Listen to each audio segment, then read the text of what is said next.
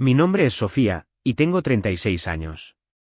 En un almuerzo del día de Año Nuevo en Guadalajara, la sala estaba ruidosa de esa manera educada y teatral que adoptan las familias cuando quieren que todo parezca normal. Estaba a la mitad de mi plato cuando una pequeña sombra se deslizó junto a mi silla, firme y deliberada, como si esto hubiera sido practicado. La mano de una niña inclinó un plato a medio comer, y las sobras tibias se derrumbaron sobre mi comida justo en el centro, como si yo fuera un cubo de basura que alguien olvidó sacar. Luego me miró y dijo: «Mamá dice que eres la basura de la familia». No reaccioné. No me inmuté, no discutí, ni siquiera miré alrededor para ver quién estaba observando porque ya sabía que lo estaban haciendo. Simplemente me quedé mirando el desastre en mi plato y sentí que algo dentro de mí se silenció. El tipo de silencio que no viene con lágrimas, viene con una decisión. Esa noche, después de que todos se fueron a casa y el chat grupal se quedó en silencio por un rato, mi teléfono se iluminó con un mensaje de mamá: «Estás fuera de nuestras vidas». 2 personas reaccionaron de inmediato. Rápido y casual, como si presionar un botón fuera más fácil que mirarme a los ojos. Sonreí a mi pantalla y escribí una sola línea: «Bien. Todo lo que está a mi nombre desaparece mañana». Luego abandoné el grupo. Para la medianoche, los mensajes no dejaban de llegar, atemorizados y fragmentados, como si alguien hubiera desconectado un enchufe y ellos apenas estuvieran escuchando el silencio. Antes de contarte lo que él dijo, y lo que sucedió después de que me fui, dime, ¿qué hora es para ti ahora mismo? ¿Y desde dónde estás viendo esto? Tengo curiosidad por ver qué tan lejos viajará esta historia. De vuelta en mi apartamento esa noche, el silencio se sentía más pesado que las paredes. Puse mi teléfono boca abajo sobre la encimera y lo dejé allí, vibrando contra el laminado como si perteneciera a otra persona. La costumbre me hizo encender la luz de la cocina, poner la tetera, moverme a través de los mismos pequeños gestos que había estado repitiendo durante años. La única diferencia real estaba en mi pecho. Algo que solía doblegarse automáticamente ante las crisis de otras personas finalmente se había vuelto rígido. Mi nombre es Sofía Ramírez. Tengo 36 años, y si miraras mi vida en un papel, dirías que me va bien. Tengo un trabajo estable en operaciones para una compañía de logística en Tlaquepaque, un apartamento de un dormitorio sin ascensor por el que pago a tiempo, sin hijos, sin mascotas, sin pareja con la que negociar. Mi puntaje de crédito es el tipo de número que hace sonreír a los bancos. Nada de eso es por lo que mi familia me necesita. Ellos necesitan mi nombre. Mi hermana menor, Daniela, es 3 años más joven que yo y ha sido el centro del universo Ramírez desde que sabía hablar. Mis padres, Marina y Felipe, construían sus días alrededor de lo que ella quisiera, incluso cuando éramos niñas. En aquel entonces, eran clases de baile y zapatillas nuevas. Ahora, es un vehículo utilitario deportivo que no puede permitirse, una imagen que no puede mantener y una hija propia, Aitana, a quien se le ha enseñado que los adultos que pagan por su vida no me incluyen. Durante más de una década, cada vez que alguien en mi familia se quedaba atrás, la solución se canalizaba silenciosamente a través de mí. Cuando mis padres estaban a meses de perder su casa por impuestos atrasados y una segunda hipoteca que no entendían, saqué un préstamo personal lo suficientemente grande como para saldar lo peor. El pago mensual todavía sale de mi cuenta el mismo día de cada mes, una suma de casi 30.000 pesos debitada incluso antes de que yo vea mi cheque de pago. Cuando Daniela quiso un coche más nuevo por la seguridad de Aitana, el concesionario no la calificó sola. Así que firmé como titular principal en el contrato de arrendamiento. El pago se retira de mi cuenta automáticamente. El registro, la tarifa de seguro más alta y los peajes de sus viajes de fin de semana a la costa, todo se carga a tarjetas a mi nombre. Cuando el trabajo a tiempo parcial de Marina dejó de ofrecer beneficios, la agregué al plan de salud de mi compañía.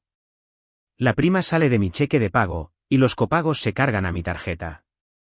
Cuando la receta para la presión arterial de Felipe subió de precio, le dije a la farmacia que mantuviera su tarjeta registrada bajo la mía para que no se estresara por ello.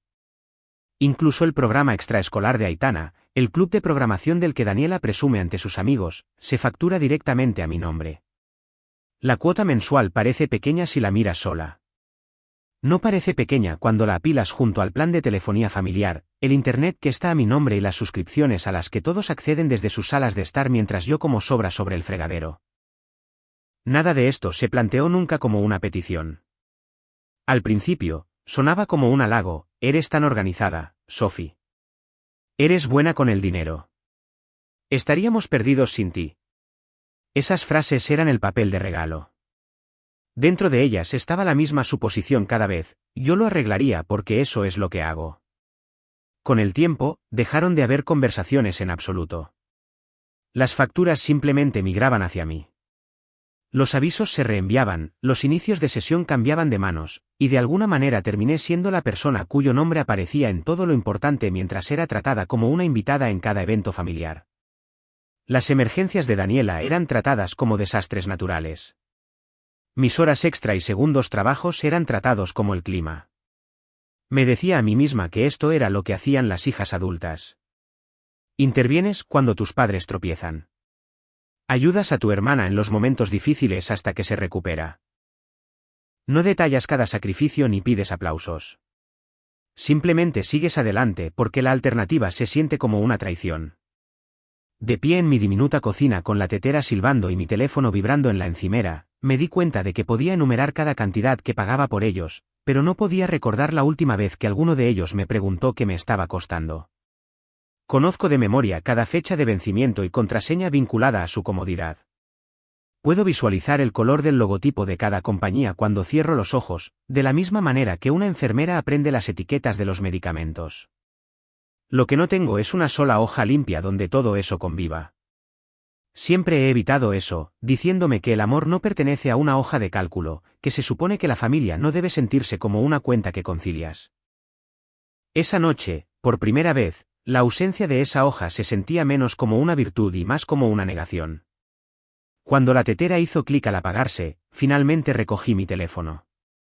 La pantalla estaba abarrotada de notificaciones, iconos apilados luchando por atención. El chat grupal estaba cerca de la parte superior, congelado en mi último mensaje. Lo ignoré y abrí mi aplicación bancaria en su lugar. La rueda de carga giró una vez, y luego aparecieron mis cuentas. Ordenados e indiferentes, números que siempre se habían sentido distantes ahora parecían algo que podía recuperar. Fui directamente a la sección de pagos recurrentes. La lista era más larga de lo que me gusta admitir. Mi propio alquiler y servicios públicos estaban en la parte superior. Luego venían los otros, una línea para un préstamo vinculado a la casa de mis padres, marcada con su dirección pero con mi nombre, un pago de arrendamiento para un vehículo utilitario deportivo registrado a nombre de mi hermana, un cargo por un plan de seguro de salud con 3 dependientes, una cuota recurrente para un programa extraescolar etiquetado con el nombre de Aitana, un plan de telefonía familiar con múltiples líneas, internet en casa en una dirección que no era la mía, cuentas de transmisión y otras suscripciones, todas vinculadas a mis tarjetas. Durante años, había pasado por esta página sin verla realmente. Esa noche, se veía diferente. Cada línea era una historia sobre a quién se le había permitido relajarse y a quién no. Cada deducción llevaba consigo una historia de llamadas, lágrimas, excusas y esa gratitud tensa y forzada que nunca se convirtió en un agradecimiento real.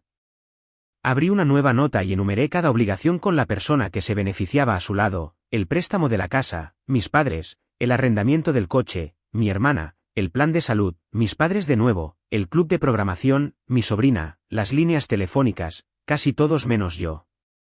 Escribí las cantidades con todas sus letras en lugar de con números, obligándome a sentir su peso. Una suma de casi 30.000 pesos aquí, miles de pesos allá, cadenas de cientos de pesos que no parecían mucho hasta que se apilaban en algo enorme. Una vez que todo estuvo en un solo lugar, no quedaba nada que discutir. Esto no era un puñado de favores. Era una vida paralela que yo había estado pagando mientras mantenía la mía deliberadamente pequeña. Empecé con las cosas que solo les afectaban a ellos. El pago del vehículo utilitario deportivo podía quitarse de mis hombros. La compañía que tenía el arrendamiento ofrecía soporte por chat. Pregunté cómo dejar de ser la pagadora principal y cómo dirigir las facturas a la persona que realmente conducía el coche. Fueron educados pero firmes. No podían reescribir el contrato. Lo que podían hacer era dejar de retirar de mi cuenta y enviar cada factura directamente a la dirección registrada. Confirmé el cambio y vi cómo se actualizaba el estado. El próximo débito no saldría de mi cuenta. Luego vinieron las líneas adicionales de mi plan de telefonía. En la configuración de la cuenta, cada dispositivo tenía una etiqueta: mamá, papá, Dani, la tableta de Aitana. La mía era la única que realmente necesitaba. Verifiqué las fechas del contrato y sopesé la penalización por reducir el plan frente a otro año pagando por 4 líneas. La tarifa por desvincularlos era menor que el costo de continuar. Programé el cambio para el siguiente ciclo de facturación. Sus teléfonos no se apagarían de la noche a la mañana, pero el aviso se enviaría. Tendrían tiempo para transferir sus números y aprender lo que cuesta el servicio cuando nadie más amortigua la factura. Para el pago del préstamo de la casa, dejé el acuerdo subyacente intacto y detuve solo el débito automático. El banco enviaría un aviso cuando la transferencia no llegara. Mis padres tendrían que hablar con el prestamista ellos mismos en lugar de dejar que mi saldo absorbiera su silencio. El programa extraescolar fue simple. Había un portal con un interruptor para la facturación automática. Lo apagué. El sitio advirtió que los cargos futuros tendrían que pagarse manualmente para mantener la inscripción activa. Un banner rojo apareció en la parte superior de la página y permaneció allí incluso después de que cerré la sesión. El seguro de salud requeriría más cuidado. No podía dejar a mis padres sin cobertura en medio de un periodo sin darles la oportunidad de adaptarse. En el portal de mi compañía, leí las reglas para cambiar dependientes. Había ventanas para actualizaciones, penalizaciones por eliminaciones a mitad de año y opciones para que continuaran la cobertura por su cuenta. Guardé las páginas relevantes y decidí que esa pieza no se movería esta noche. Para cuando cerré la nota, tenía un mapa de cada conexión entre mis cuentas y la comodidad de mis parientes. Algunos cambios ya estaban en marcha. Otros esperaban una llamada o un formulario. Todos ellos eran visibles de una manera que nunca antes lo habían sido. Mi teléfono seguía vibrando con mensajes que me negaba a abrir. Lo puse de nuevo sobre la mesa con el sonido apagado y cerré el ordenador portátil. El apartamento tenía el mismo tamaño de siempre, pero mi vida ya no se sentía completamente ocupada. Un poco antes de la medianoche, la quietud en mi apartamento cambió. Mi teléfono seguía iluminándose sobre la mesa en pulsos cortos. Lo dejé parpadear unas cuantas veces antes de darle la vuelta. Los banners de notificación se apilaban en la pantalla de bloqueo, la mayoría de ellos conversaciones nuevas donde solía estar el chat grupal. Encima de ellas había 2 alertas de mi banco, ambas marcadas como importantes. Abrí primero los mensajes del banco. El sistema había bloqueado un débito programado vinculado al préstamo de la casa después de que yo retirara la autorización esa misma tarde. Otro aviso decía que un cargo recurrente por el arrendamiento del coche no se pudo procesar y necesitaría una nueva fuente de financiación. El lenguaje era plano, pero el momento significaba que esas alertas estaban llegando a más de una bandeja de entrada, no solo a la mía. Cuando volví a la pantalla de inicio, las conversaciones de texto se enfocaron, una de Daniela, una de Marina, una de Felipe y una de un número desconocido. Abrí primero la de mi hermana. Sus mensajes se apilaban uno tras otro. Al principio, quería saber qué estaba pasando con el pago del coche y por qué la aplicación de su banco mostraba el débito automático como no disponible. Luego, el tono cambió a una acusación, insistiendo en que lo arreglara ahora porque yo había firmado el arrendamiento y porque, como escribió, mi nombre estaba en todo. Cada línea llevaba la misma suposición de siempre, mi trabajo era absorber las consecuencias. Cerré su conversación sin responder y pulsé la de Marina. Los mensajes de mamá eran más largos. Había reenviado el pago bloqueado de la casa y añadido un párrafo sobre lo cerca que estuvieron de perder el lugar la última vez. Llamó a la casa, nuestro hogar, y, lo único que nos quedaba, como si no hubiera sido yo quien la había estado sosteniendo durante años. Su última línea decía que sabía que estaba molesta, pero me recordaba que la familia no se aleja por un comentario grosero de una niña. El número desconocido resultó ser de Felipe. Había enviado menos mensajes de texto, pero cada uno se sentía más pesado. Me dijo que estaba siendo dramática, que los adultos responsables no juegan con hipotecas y coberturas. Calificó la decisión de imprudente. Nunca la llamó mía. Leí cada mensaje una vez, luego dejé el teléfono y llené un vaso con agua. Por primera vez, no sentí la necesidad de responder, ni para explicar, ni para defenderme, ni para ofrecer un compromiso que mantuviera a todos los demás cómodos y a mí luchando después. Sentí la necesidad de asegurarme de que cada paso que había dado se mantendría firme si alguien intentaba desafiarlo. Rodrigo era la única persona en mi vida que conocía el esquema de mis finanzas. Nos habíamos conocido cuando empecé en la compañía de logística, cuando todavía estaba pagando deudas estudiantiles y tomando turnos extra. Él trabajaba como analista senior en otro departamento y hacía consultoría a tiempo parcial, ayudando a la gente a desenredar el dinero que habían atado en nudos. Después de escucharme describir otra ronda de ayuda temporal para mi familia, una vez me pidió que llevara todo en una sola carpeta. Fue lo más cerca que alguien había estado de decirme que se me permitía establecer límites. Pasé de largo las conversaciones de la familia y abrí nuestra última conversación. Mis dedos se cernieron sobre el teclado durante un largo minuto antes de escribir una pregunta. Le conté a grandes rasgos lo que había hecho esa noche y le pregunté si esos cambios eran suficientes para sacar mi nombre de lugares donde nunca debería haber estado, y qué más necesitaba hacer para protegerme. No esperaba una respuesta hasta la mañana. La respuesta llegó unos minutos después. Escribió que no podía dar asesoramiento legal formal por mensaje de texto, pero por lo que describí, detener los débitos era la única manera de presionar a los otros adultos para que asumieran la responsabilidad. Sugirió que llamara a mi banco durante el horario laboral para poner órdenes formales de suspensión de pago en cualquier cosa que aún estuviera programada desde mis cuentas y para solicitar una confirmación por escrito.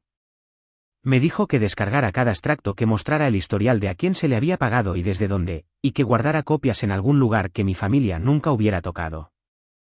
Al final, escribió una frase que impactó más fuerte que cualquier amenaza proveniente de los teléfonos de mi familia: si alguien quisiera acusarte de abandono, el rastro documental mostraría una década de lo contrario.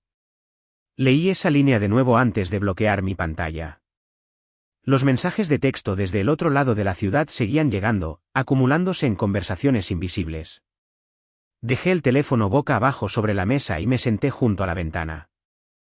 Afuera, la noche entre un año y el siguiente finalmente se sintió lo suficientemente silenciosa como para poder escuchar mis propios pensamientos. A última hora de la mañana del día siguiente, elegí un lugar del que podría irme sin que nadie bloqueara la puerta. Había un restaurante estrecho en el borde del centro histórico, mostradores desconchados y café ilimitado, el tipo de lugar donde la gente mayormente se ocupaba de sus propios asuntos. Tomé un reservado junto a la pared frente a la entrada y envolví mis manos alrededor de una taza hasta que el calor las calmó. Marina entró primero, recorriendo la sala con la mirada como si esperara que las malas noticias estuvieran impresas sobre mi cabeza. Felipe la siguió con la mandíbula apretada y el abrigo medio abierto. Daniela llegó al final, todavía desplazándose por su teléfono, con Aitana arrastrada a su lado. Me vieron y se movieron juntos hacia el reservado, una unidad tan practicada que dolía verla. Se acomodaron, Marina y Felipe se sentaron frente a mí, Daniela a mi lado, Aitana en el borde exterior donde podía ver todas las caras. Por un momento, dejamos que el traqueteo de los platos y el siseo de la parrilla hablaran por nosotros. Felipe habló primero. Se inclinó hacia adelante, con los codos sobre la mesa, su voz baja pero aguda. Dijo que era hora de detener cualquier juego que yo pensara que estaba jugando. Las hipotecas no eran una palanca de negociación. Los débitos automáticos no eran armas. El pago de la casa había sido rechazado. La compañía de arrendamiento ya estaba enviando advertencias. Y los adultos no hacían tonterías que pusieran en riesgo techos y contratos. Calificó lo que había hecho de imprudente. Los dedos de Marina retorcían el menú plastificado. Me dijo que no había dormido, que perder la casa la enfermaba, que no reconocía a la versión de mí que podía abandonar a sus propios padres por sentimientos heridos. Lo enmarcó como un momento de ira, no como el final de un largo patrón. Daniela no se molestó en contenerse. Fue directa al coche. Me recordó que el arrendamiento estaba a mi nombre, que mi firma estaba en cada página, que si el pago se detenía, los cobradores vendrían a por mí primero. Dijo que necesitaba ese vehículo para Aitana, que no la verían arrastrando a su hija en algo viejo y poco fiable. El mensaje debajo de cada frase era el mismo: mi trabajo era absorber el daño. Los dejé hablar. Conté mis respiraciones. Dejé que cada acusación aterrizara y se desvaneciera. Cuando finalmente se detuvieron, esperando que me disculpara o retrocediera, metí la mano en mi bolso y puse una carpeta delgada sobre la mesa. La abrí hacia ellos. La primera hoja mostraba el historial del préstamo de su casa, una pila de transferencias debitadas de mi cuenta durante los últimos 10 años. Detrás estaban los extractos del arrendamiento del vehículo utilitario deportivo, cada pago marcado como exitoso, hasta el que fue bloqueado después de que cambié la autorización. Después de eso venían páginas de resumen de mi plan de salud que enumeraban dependientes y primas, facturas del programa extraescolar y facturas de teléfono del plan familiar, cada dispositivo etiquetado con un nombre. Nadie recogió nada. Marina miraba fijamente las columnas. Felipe miraba fijamente las fechas. Daniela miraba fijamente solo la línea del arrendamiento donde el cargo más reciente había fallado. Esto es lo que he estado haciendo, dije. No un favor. No de vez en cuando. Durante años. La mirada de Felipe se movió lentamente por la página. Preguntó por qué nunca les había dicho el total, por qué los había mantenido en la oscuridad si era tan pesado. Era la primera vez que reconocía que había un total en absoluto. La expresión de Marina se contrajo al ver cuán atrás llegaban los extractos. Empezó a decir que habría ayudado si lo hubiera entendido, luego se detuvo cuando las palabras se encontraron con la evidencia frente a ella. Daniela no apartó la vista de los extractos del coche. Dijo que si me preocupaba por Aitana, arreglaría esa línea primero y podrían resolver el resto después. Su enfoque estaba exactamente donde siempre había estado, en lo que la hacía parecer exitosa. Aitana había estado en silencio, inclinada sobre un menú infantil con un trozo de crayón. Al oír su nombre, levantó la vista, sus ojos se movieron de la carpeta a su madre y luego a mí. Pensé que te gustaba pagar por las cosas, dijo en el tono plano que usan los niños cuando repiten un hecho. Mamá dice que siempre lo harás porque en realidad no tienes tu propia familia. El aire alrededor de la mesa cambió. Daniela se quedó inmóvil. La mano de Marina se elevó a su boca. Felipe miró a la niña como si acabara de leer un veredicto. Mantuve mi atención en Daniela. Entonces eso, dije, es por lo que el pago se detuvo. Cerré la carpeta, la deslicé de nuevo en mi bolso y salí del reservado. Nadie se movió para seguirme mientras pasaba junto al mostrador y salía a la luz del invierno. 2 días después de la comida en el restaurante, las primeras respuestas reales llegaron en los sobres de otras personas. Logotipos de bancos bordeaban las esquinas de papel blanco. Los nombres de mis padres aparecían como prestatarios, el de mi hermana como cliente, y el mío en la línea de la cuenta que había estado alimentando sus saldos. El sistema finalmente se dirigía a ellos en lugar de tratarme como a la única adulta en la sala. El aviso del préstamo de la casa era directo. Un débito programado había fallado. Se añadiría una tarifa si no llegaba ninguna transferencia durante el periodo de gracia, y si la cuenta se retrasaba más, el prestamista se pondría en contacto con los prestatarios para discutir opciones. Yo había visto ese lenguaje años atrás cuando acepté ayudar. Lo que cambió fue mi disposición a dejar que esas frases aterrizaran donde pertenecían. Mi teléfono reaccionó antes que ellos. Los mensajes de texto de Daniela llegaron en una avalancha, largas cadenas de acusaciones y demandas. Escribió que estaba tratando de arruinar su vida por un mal momento, que necesitaba el coche para Aitana, que yo había arruinado todo con el préstamo, el plan, el club. Cada solución en su mente parecía la misma, yo llamaría, lo arreglaría y me disculparía. Los mensajes de Marina eran más lentos pero más densos. Hablaba de lo cerca que ella y Felipe habían estado de perder la casa, de cómo finalmente había dormido cuando pensó que el préstamo era estable, de cómo no reconocía a la hija que podía ver a sus padres retroceder. Debajo de todo eso yacía una creencia, una buena hija volvería a meterse en el fuego. Felipe escribió lo menos. Sus mensajes eran directos, centrados en el deber y el orgullo, los adultos honran los acuerdos. Yo había firmado con mi nombre, así que era responsable. Echarse atrás ahora era egoísta. No mencionó que cada firma había llegado después de un desastre que él y Marina no pudieron resolver solos. Me negué a reflejar su tono. Cuando decían que estaba destruyendo su crédito, respondí que había pasado más de una década protegiéndolo y que era su turno de hablar con sus prestamistas. Cuando advertían que los cobradores vendrían tras de mí, respondí que estaba guardando copias de cada aviso de transferencia y extracto, suficiente para mostrarle a cualquiera exactamente quién había estado sosteniendo a quién. Durante el horario laboral, seguí la lista que Rodrigo me había ayudado a construir. Llamé a mi banco y aguanté esperas y transferencias hasta que llegué a alguien que podía poner órdenes de suspensión de pago en los débitos vinculados a las cuentas familiares. Solicité confirmación por escrito para cada una y guardé los archivos junto a los extractos que ya tenía en mi ordenador portátil. La pila de documentos creció rápidamente. A continuación, me puse en contacto con la compañía de arrendamiento. Le dije al representante que, aunque mi nombre figuraba en el contrato, el vehículo vivía con mi hermana y que los futuros arreglos debían pasar por ella. Tomaron nota en la cuenta y repitieron el plazo restante. Anoté la hora, la fecha y su nombre y deslicé ese papel en la misma carpeta. Para el préstamo de la casa, informé al servidor que la cuenta de la que habían estado debitando ya no se utilizaría.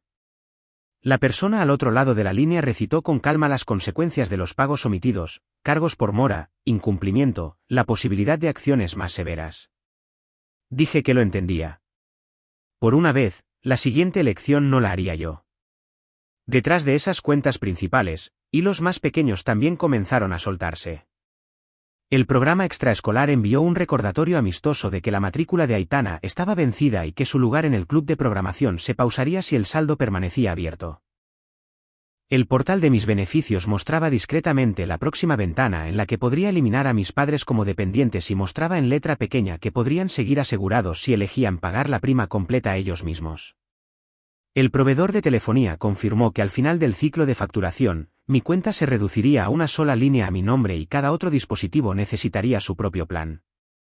Ninguno de estos cambios era dramático por sí solo, pero juntos marcaban el comienzo de una vida donde mi apoyo ya no se daba por sentado.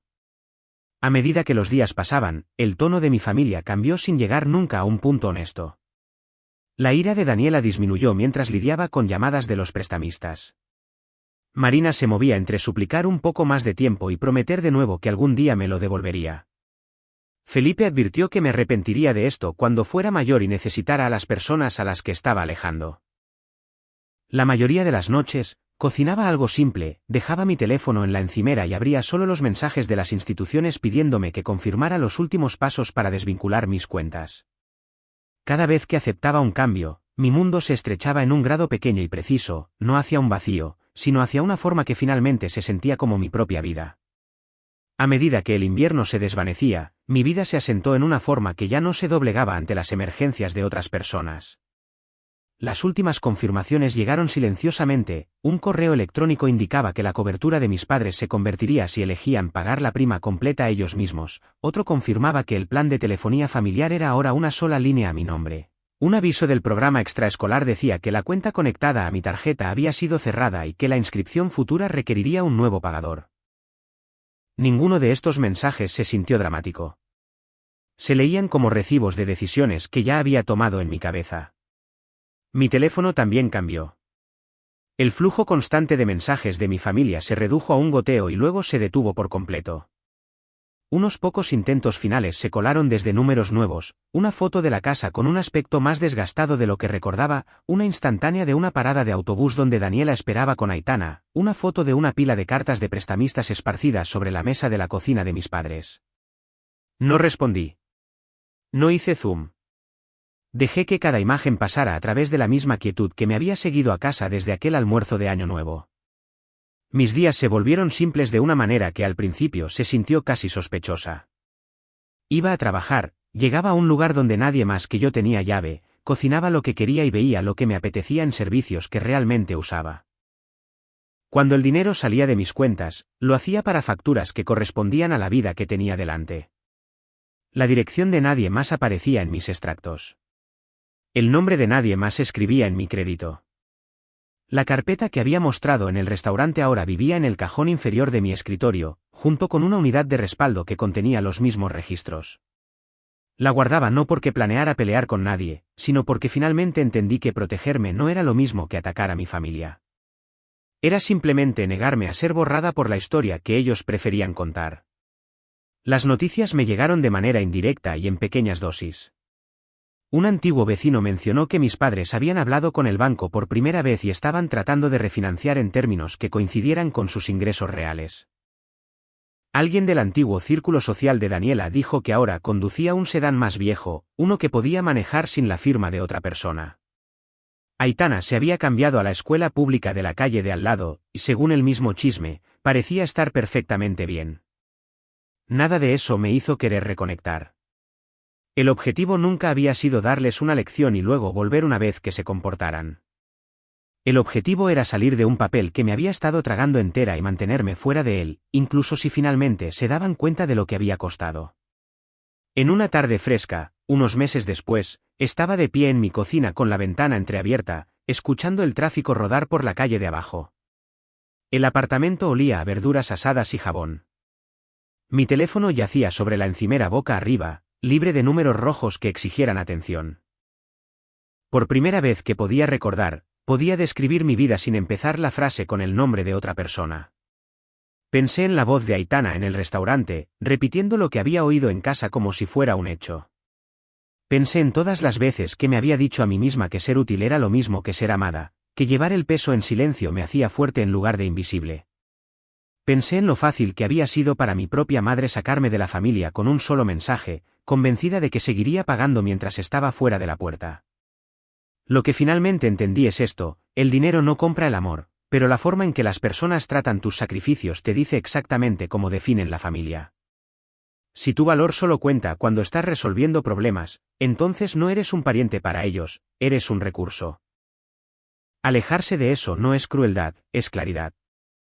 Si alguien que está viendo esto se encuentra en la misma posición en la que yo estaba, llevando la vida de todos los demás mientras te llaman basura por ello, espero que mi historia te dé permiso para mirar los números y el comportamiento uno al lado del otro. Pregúntate quién seguiría reclamándote si tu nombre desapareciera de su papeleo. Luego decide qué significa para ti ser parte de una familia, no solo lo que cuesta. Gracias por escuchar hasta el final.